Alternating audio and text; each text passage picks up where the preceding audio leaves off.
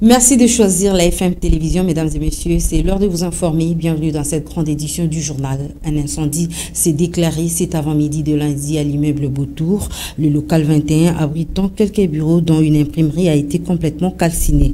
L'origine du feu n'est pas encore déterminée. Le bilan fait état de dégâts matériels importants et certains témoins de l'événement ont dénoncé le retard avec lequel l'hôtel de ville de Kinshasa a déployé le véhicule anti-incendie pour éteindre le feu, pourtant situé à quelques mètres de l'immeuble Beautour. La toute première plénière de la session parlementaire de mars à l'Assemblée nationale se tiendra ce mardi 21 mars, à en croire son rapporteur. Il sera question de débattre sur les calendriers de cette nouvelle session, mais ce ne sera pas le seul sujet inscrit à l'ordre du jour, nous renseigne Patrick Ngouo.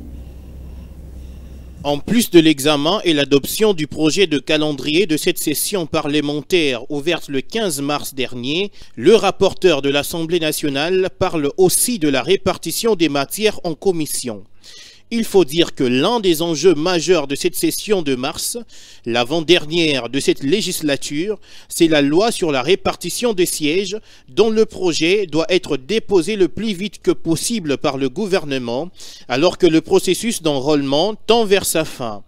Le speaker de la Chambre basse du Parlement avait promis dans son discours d'ouverture de cette session que toutes les matières se rapportant aux élections générales de fin décembre 2023 seront épuisées au cours de cette session pour permettre à la CENI d'organiser les scrutins conformément à son calendrier. On se rappelle aussi que Christophe Mosso avait promis que cette session sera essentiellement politique. Mais à côté de la politique, il y a également la crise sécuritaire persistante dans l'Est de la RDC qui nécessite une attention soutenue des élus du peuple.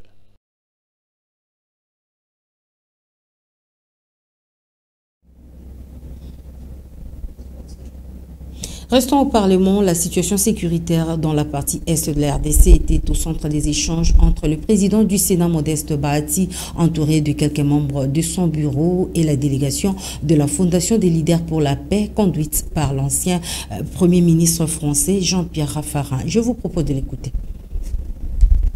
Nous sommes très sensibles à la situation de la RDC. Nous sommes très sensibles au malheur des populations qui aujourd'hui souffrent la guerre et qui sont aujourd'hui souvent d'être déportées. Nous sommes très sensibles aux efforts qui sont faits dans tout le pays pour conduire à la paix. Et nous voulons aussi exprimer une préoccupation de la communauté internationale que nous représentons de manière très libre pour que les sujets qui sont ceux de la République démocratique du Congo soient pris en compte par la communauté internationale. Il y va au fond du développement économique et social, mais il y va aussi de toutes les douleurs et les souffrances que la guerre fait vivre. La guerre fait vivre aux déplacés, que la guerre fait vivre à toutes ces femmes qu'elle mutile et à tous ces enfants déracinés. Et c'est pour cette recherche de paix que nous sommes très heureux avec l'ensemble de la délégation.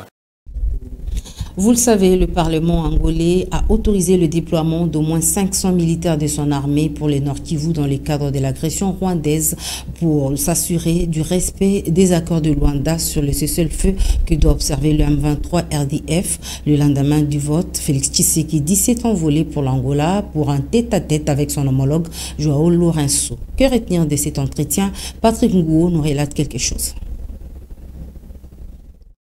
Les deux chefs d'État n'ont pas dévoilé le contenu de leur entretien de plus de 2 heures du temps. Toutefois, il faut dire que c'est fort probable que le dossier relatif au déploiement du contingent angolais en RDC soit largement évoqué dans leur entrevue. Le processus de cessez-le-feu étant encore en souffrance, l'Angola, dont le président est facilitateur de l'Union africaine sur la crise RDC-Rwanda, se taille aussi en 1000 morceaux pour que ce plan de paix soit strictement respecté, croit le chef de la diplomatie congolaise. Vous savez que non seulement le processus de désengagement, de cessez-le-feu qui a été décidé par l'Union africaine et accepté aussi par la communauté internationale est en souffrance. En fait, l'Angola a un mandat renforcé de faire en sorte que les plans de paix Luanda-Nairobi, auxquels j'ai fait allusion, soient effectivement exécutés par les M23. Et donc, le Parlement angolais a avalisé cette initiative forte. Et certainement que les chefs d'État devaient en parler. Et je suis très certain qu'en tant que médiateur, le président Lourenço a le même type de contact avec d'autres chefs d'État concernés. Il faut dire que cette rencontre, qui vise à évaluer le niveau d'exécution des résolutions de différents sommets, notamment Luanda et Nairobi, s'est tenue alors que les nouvelles de front renseignent un retrait de rebelles du M23 RDF dans certaines zones sous leur occupation. Le mois de la femme est encore en cours, une occasion d'intensifier la sensibilisation, notamment sur l'autonomisation de la femme. C'est ce qu'a fait la coordonnatrice de la dynamique Guilanyembo Ngaliema, Hélène Kinda, était en tournée ce week-end auprès de sa base des quartiers Télécom et Sangamamba, où elle a posé des actes de charité. C'est un reportage de Alain Goma et Pipa Vango.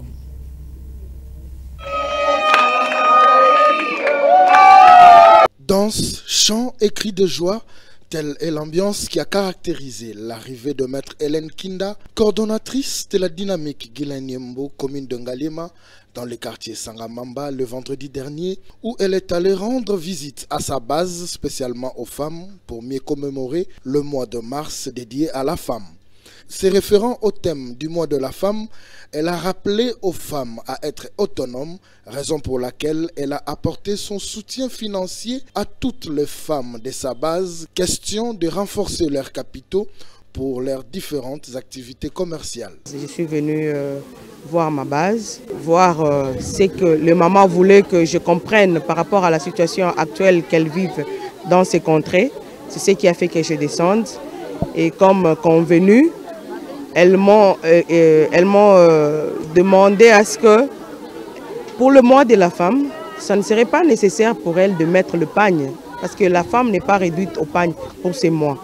Elles ont demandé plutôt, comme le thème porte aussi sur l'autonomisation de la femme, elles préféreraient à ce qu'elles soient autonomes dans le sens où, si on leur renforçait un tout petit peu dans ce qu'elles font déjà, parce que ce sont des mamans qui vendent déjà de pain, qui vendent ceci et là, si on pouvait ne serait-ce leur renforcer un tout petit peu, elles peuvent évoluer d'elles-mêmes. C'est comme ça qu'elles m'ont dit, maman, nous avons besoin d'adhérer dans votre association et vous devez nous porter. C'est ce que je suis venue faire aujourd'hui. Toujours dans la même logique, maître Hélène s'est rendue le samedi à Zamba Telecom où sa base l'attendait impatiemment car elle était porteuse d'une solution sur l'érosion qui ôte la quiétude des habitants de ce quartier. Là aussi, elle a remis une enveloppe consistante pour l'achat de sacs afin de lutter contre cette érosion. Mois de la femme oblige, la coordonnatrice de la dynamique Guilanyembo, commune de Ngaliema, maître Hélène Kinda, a offert de pagne aux femmes de cette contrée de la ville pour mieux célébrer le mois de mars.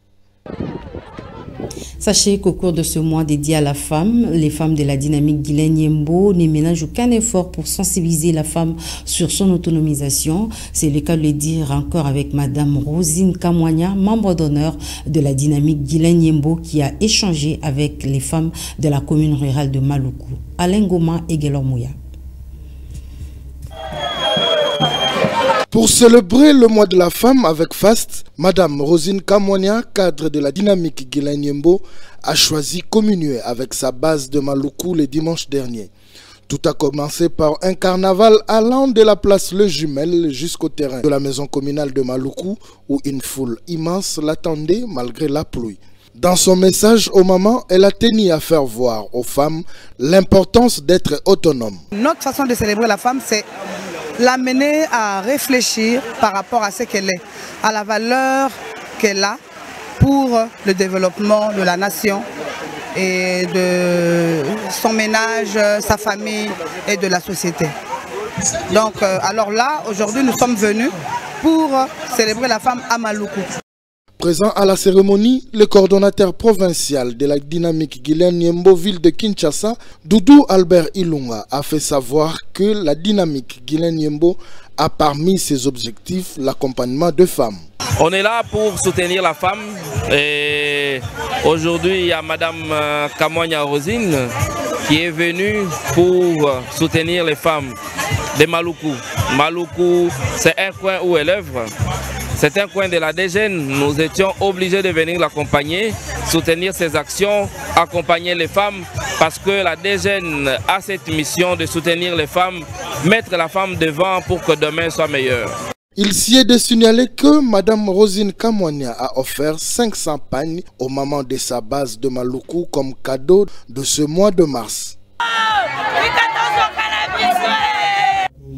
Écho de province, ce que tout le monde craignait est finalement arrivé. Le ravin appelé Solagui dans la ville de Chikapa au Kasaï a englouti l'école La Providence malgré tous les efforts visant à les stopper. C'est la dernière pluie qui s'est abattue dans la ville de Chikapa qui a occasionné ces dégâts. Alexandre Paulin Kamania pour le récit. Située à la hauteur de la bifurcation appelée Sokajik, cette érosion semble devenue non maîtrisable. Pourtant, l'Office de voirie et de drainage OVD est intervenu en vain pour stopper sa progression afin de protéger les maisons environnantes. Le promoteur de l'école La Providence a exprimé son regret de voir son bâtiment complètement affaissé. Face à l'érosion qui menace, nous avons fourni beaucoup d'efforts pour freiner sa progression, mais sans succès, a-t-il déclaré. Certaines sources renseignent que les travaux de la lite anti-érosive n'ont pas été exécutés selon les normes, alors qu'il y a eu des frais disponibilisés pour les freiner, mais le cabinet du gouverneur évoque l'insuffisance de moyens. Après l'écoulement du complexe scolaire La Providence, les jeunes ont manifesté leur colère en barricadant la route, empêchant les véhicules et autres motos de passer. Ils scandaient des chansons hostiles au gouverneur Dieudonné Piémé, tenu pour responsable de ce drame. Les élèves également accusent le chef de l'exécutif provincial d'être complice dans cette énorme perte. Pour l'heure, la crainte c'est de voir le boulevard Lumumba être découpé en deux. Le pire est à craindre dans la commune de Lemba. Les occupants des maisons situées le long des routes secondaires en pleine construction déplorent la manière de travailler de l'entreprise commise à cette tâche. Les agents de cette entreprise ont déroulé quelques câbles électriques et les ont abandonnés sur les trottoirs. Reportage Elvis Meti et Chris Mokona. Les travaux de construction des quelques routes secondaires effectuées dans la commune de Lemba constituent à la fois un soulagement et un danger pour les occupants des maisons situées le long de ces artères. Le pire à craindre, c'est le fait que les câbles électriques sont exposés en pleine chaussée. Notre président Fati Béton, pour l'acte posé pour le macadam, tout ce qu'ils sont en train de faire ici dans notre quartier, en tout cas nous étions vraiment inquiets pour les dérangements, pour l'inondation de l'eau qui nous dérangeait tout le temps. Et là, maintenant, nous sommes très contentes de ce qui se passe là. Jusque-là, on ne voit rien qui se passe, qui se fait au niveau de la SNEL. Nous demandons aussi aux autorités de la SNEL qu'ils puissent prendre leur charge. Ce n'est pas à nous de le faire, de changer au moins les câbles. Puisqu'avec les câbles ici, moi, je ne crois pas qu'ils vont introduire ça encore sous les terrassés pour qu'ils puissent faire ou bien mettre encore le courant que ça va se passer dans les anciens câbles. Qu'ils puissent changer pour nous les câbles. C'est ça notre inquiétude. Les piétons, dont les élèves, sont les plus exposés, surtout en cas de pluie.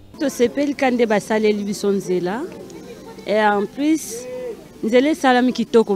nous sommes satisfaits pour cette route, mais nous demandons à la SNEL d'enlever ces câbles. Nous sommes tous exposés ici. À côté, il y a des écoles, les élèves passent ici. C'est un danger surtout lorsqu'il pleut. Bana classe baleka awa mbula boye kitoko te pona bana en tout cas aya aluka solution même en matiango likolo ezala bien makasi. La construction des routes secondaires est vivement souhaitée par la population quinoise, mais seulement les entreprises commises à cette tâche sont censées prendre certaines dispositions afin d'épargner la population de tout danger.